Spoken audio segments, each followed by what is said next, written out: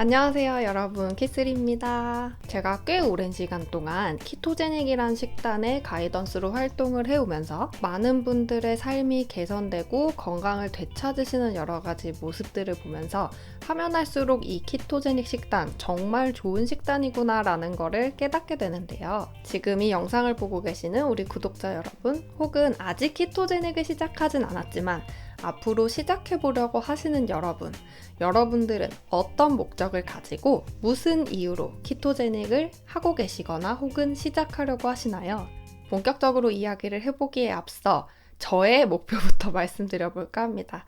제가 키토제닉을 하는 이유는 평생 다이어트를 안 하기 위해서입니다. 지금까지 우리가 알고 있던 다이어트들은 오래 지속할 수가 없다라는 점에서 오히려 다이어트를 장기적으로 계속 반복하게끔 만드는 아이러니한 상황들을 연출해 왔습니다. 몇 주 잘 이어가면서 살 빼다가 힘들어서 포기하고 원상복귀. 또 그렇게 포기했다가 며칠 반짝 또 열심히 해서 살이 좀 빠지는가 싶다가 힘들어서 또 포기해서 또 원상복귀. 포기하는 우리가 잘못된 게 아니라 도저히 포기하지 않을 수 없는 정말 혹독한 식단들이었죠. 다이어트 시장이 망하지 않는 데는 이런 아이러니 속에서 우리들의 마음을, 심리를 정말 잘 이용한다는 데 있습니다. 우선 조금이라도 살이 찌는 것을 엄청난 문제인 것처럼 부풀려서 우리의 불안을 가중시킨 다음 그 불안을 자기네들이 해결해 주겠다고 나섭니다. 그리고 단기간에 반짝 효과를 보게 해주죠. 그런데 이걸 그만두는 순간 금방 예전으로 돌아갔다면 어떻게 될까요? 사람들은 너무나도 불안해져서 다이어트를 다시 시작하지 않을 수 없게 됩니다. 이렇듯 너무너무 불안하게끔 사람들을 만들 수 있다면,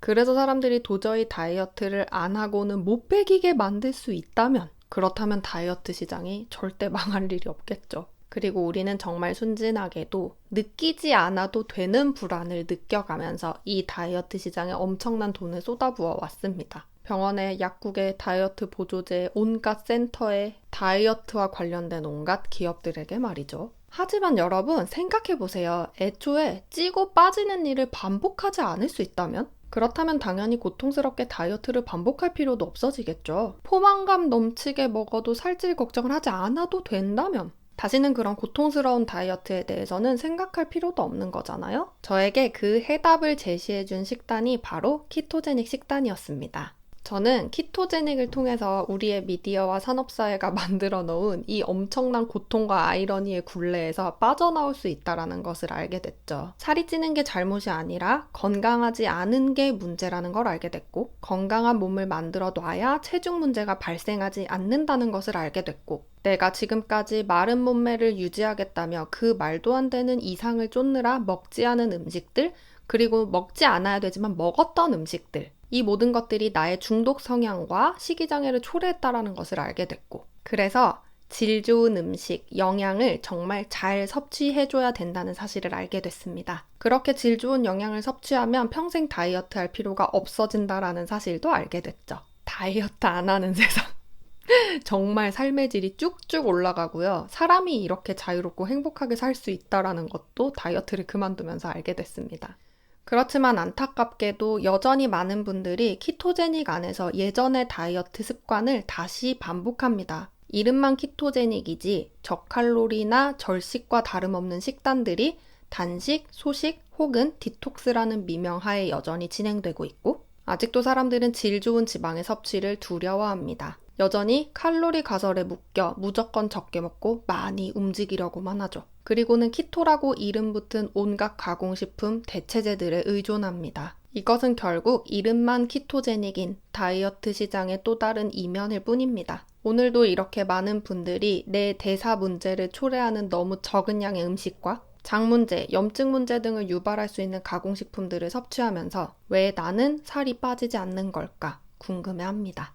우리가 다이어트 시장이 제시하는 미의 기준을 중심으로 우리 자신을 바라보고, 그래서 그 기준에 억지로 나 자신을 끼워 맞추려고 노력하는 한 우리 마음속에 내재되어 있던 불안감은 절대로 없어지지 않습니다. 그 불안감을 통해 우리 두뇌를 포함한 신체 전반에 악영향을 미치는 여러 가지 생각과 스트레스에 끊임없이 노출됩니다. 이런 상황에서 우리가 평생 다이어트 하지 않을 수 있는 방법으로 저는 2가지를 제시합니다. 첫 번째, 가공식품이 아닌 자연식품을 먹는 키토제닉을 하세요. 키토제닉을 하면서도 여전히 가공식품의 섭취를 줄이지 않는다면 그건 진정한 의미의 키토제닉이 아닐 뿐더러 여러분의 몸을 건강하게 만들어주지도 않습니다. 키토제닉의 진정한 효과를 누리시려면 가급적 리얼푸드, 홀푸드를 드셔야 하죠. 사실 자연식으로 골고루 적당히 다 먹을 수 있다면 꼭 키토제닉을 완전 고수해야 하는 건 아니라고 생각합니다. 내 건강 상태를 고려해서 당분을 배제한 자연식을 하는 것 정도로도 충분한 분들도 많이 계시죠.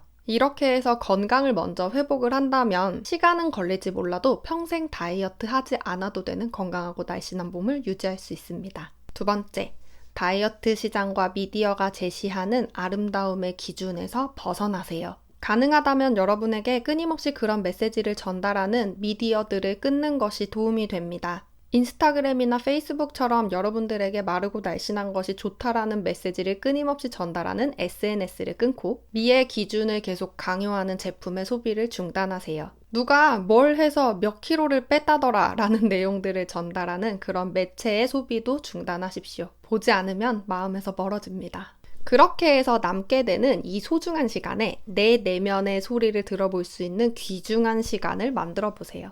책을 읽는 것도 좋고 심리학을 공부하는 것도 좋고 우리의 행동을 좌우하는 뇌과학에 대해서 공부해보는 것도 아주 좋은 방법입니다. 키토제닉 식단과 영양학에 대해 공부하면서 내가 하고 있는 이 식단에 대한 믿음과 확신을 가져보는 것도 정말 좋은 방법이겠죠? 그렇게 되면 남들 행복하게 사는 모습 보면서 왜 나는 저런 삶을 살지 못할까 전전긍긍하는 소모적인 시간을 줄일 수 있고 그 시간을 나를 성장시키고 발전시킬 수 있는 시간으로 활용할 수 있게 됩니다. 어느 쪽이 나한테 이득이 되는 건진 제가 설명드리지 않아도 잘 아시겠죠? 저는 앞서 말씀드린 이 두 가지 방법을 통해서 외모 집착증을 극복할 수 있었고 식이장애로 인해서 깡말랐던 시절보다 무려 10kg가 더 나가는데도 불구하고 지금 정말 기쁘고 행복하게 삶을 유지해 나가고 있습니다. 거울 속에 있는 나는 당당하고 자신감이 넘치고 그 어느 때보다도 건강하죠. 키토제닉 덕분에 음식을 멀리하거나 혐오하거나 두려워하지 않게 됐고 배고픔을 참아야 할 이유도 없어졌죠. 그와 동시에 마인드를 잘 관리했기 때문에 더 이상 세상이 요구하는 비현실적인 기대에 맞춰 살지 않게 되면서 정말 자유로워졌습니다. 여러분도 이런 자유 정말 간절히 원하지 않으시나요? 키토제닉과 마인드 컨트롤 이 두 가지를 통해서 여러분도 평생 다이어트 하지 않아도 되는 몸과 마음 상태 만드실 수 있습니다. 여러분과 나눌 오늘의 이야기는 여기까지고요. 저는 다음 영상에서 더 유익한 이야기로 돌아오도록 하겠습니다. 안녕!